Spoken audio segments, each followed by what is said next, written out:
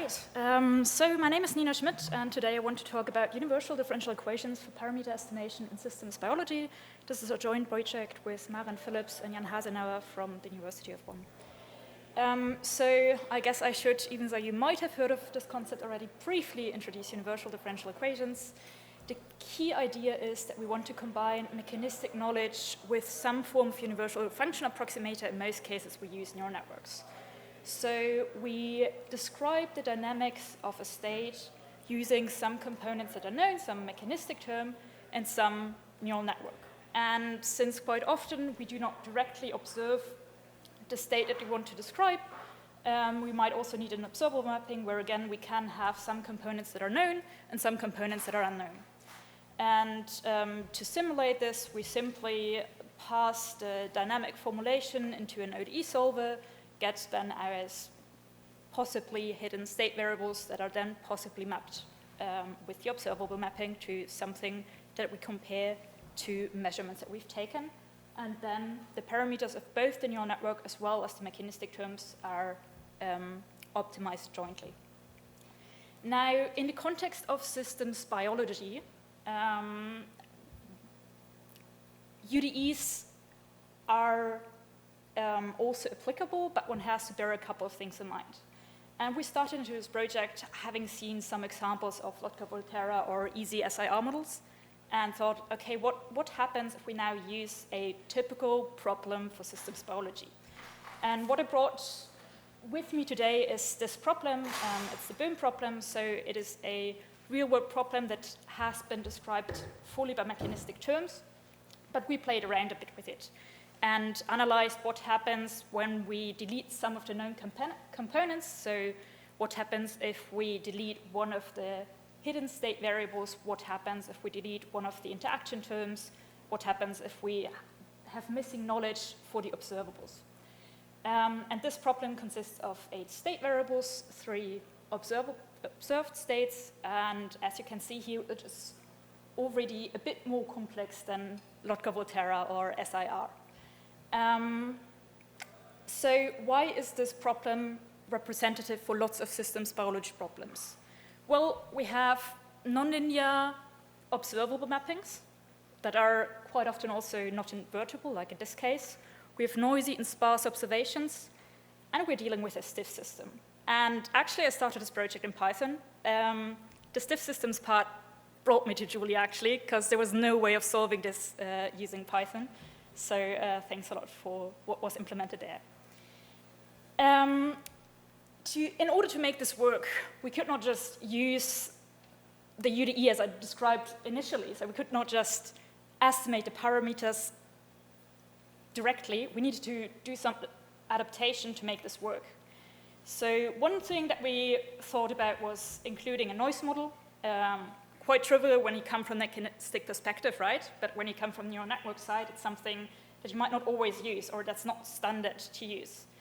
We also included a parameter transform, such that knowledge that we have about parameter constraints can be realized with arbitrary optimizers, that we have some lower and upper bounds for our parameters, which at the same time, if we use a tonnage bound, has the nice property that is actually equivalent to estimating the parameter in log space, which works quite well. We also investigated regularization to support the recovery of hidden dynamics and at the same time prevent overfitting of the neural networks. And something that proved for us to be quite important was also a concept of multi-start optimization. Yeah, I can talk about this topic solely for 15 minutes, so maybe afterwards you can just approach me and we can have a proper chat about this topic. So let's get back to this application. So when we model a partially unknown system with a UDE, in this setting, we replaced one of the state variables that is hidden completely within neural network. And we can see that we can retrieve the observables, that in this setting, the neural network actually even also describes the hidden state variable okay-ish, but that not all of the hidden state variables can be retrieved, which is, however, not a big surprise considering that we have a non-invertible observable mapping in this problem, right? this is an example of what happens if we have insufficient regularization. In this scenario, we use the neural network to model the observable, or one observable mapping, basically. And I mean, now the neural network is in a setting where it more directly influences the output of our model, and hence regularization becomes even more important because the danger of overfitting is more concretely there because we don't have any ODE solver in between that also introduces some kind of regularization. This, I thought, was quite interesting as well. So if we just pick different starting points for a very complex problem, and this is an observable, right? So it should be possible to fit that. We tend to have a problem of ending up in local minima that are really not that good. And so finding good starting points is also quite a crucial topic for UDEs from our experience. In comparison, even though I said before that regularization is important, if we find a good enough starting point, in some scenarios that we looked at, the regularization does not have such a big influence anymore. So, yeah. To sum this up, I think when one works with UDEs, it is super important to keep both perspectives in mind. We are combining mechanistic modeling with neural networks, and when we deal with UDEs, we have to keep both perspectives in mind and remember that when we come from mechanistic models, the ODE parameters have a mechanistic interpretation, and we are interested in the precise values. We are interested in solving a global optimization problem. So the challenge here is the exploration of the parameter space. Whereas if we come from the neural network perspective, the parameters do not matter that much, or the precise values of the parameters. Like any local good enough solution is fine for us, right?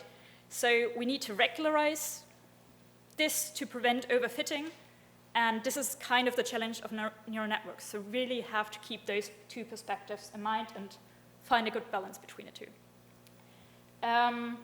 Yeah, and this being said, thank you very much for your attention. And if you have any questions, I'm here until Saturday, so we can discuss it here. Or drop me an email. I'm always happy to discuss this further.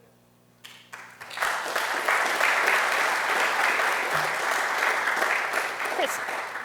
Yeah, so with the plot that you showed, right, that is a classic example where you probably have to use a co-location or method or a multiple shooting in order to fix the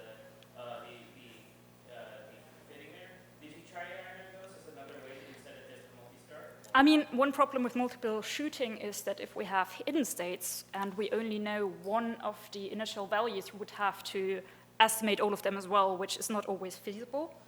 What was the other idea that you said?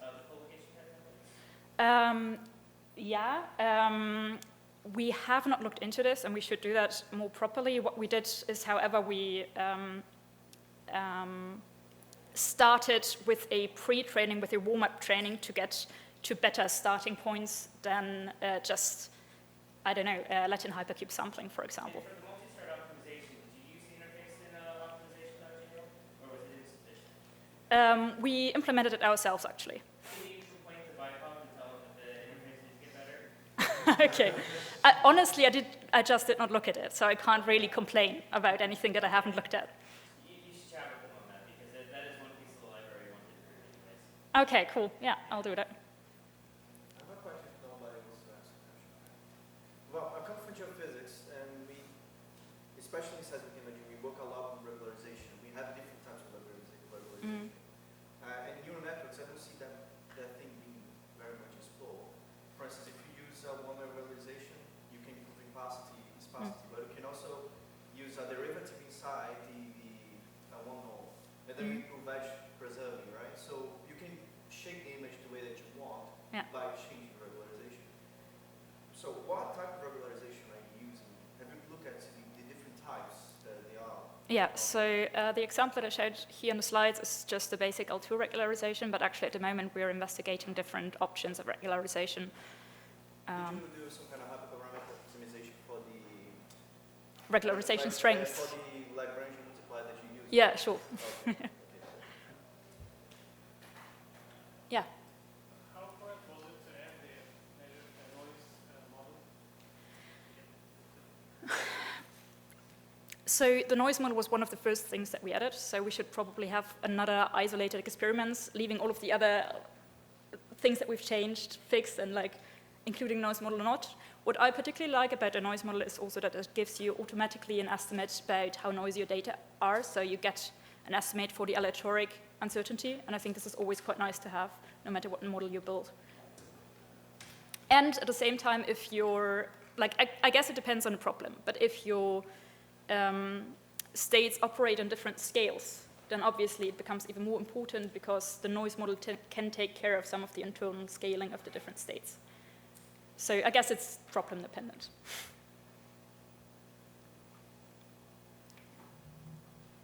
Okay, then thank you very much.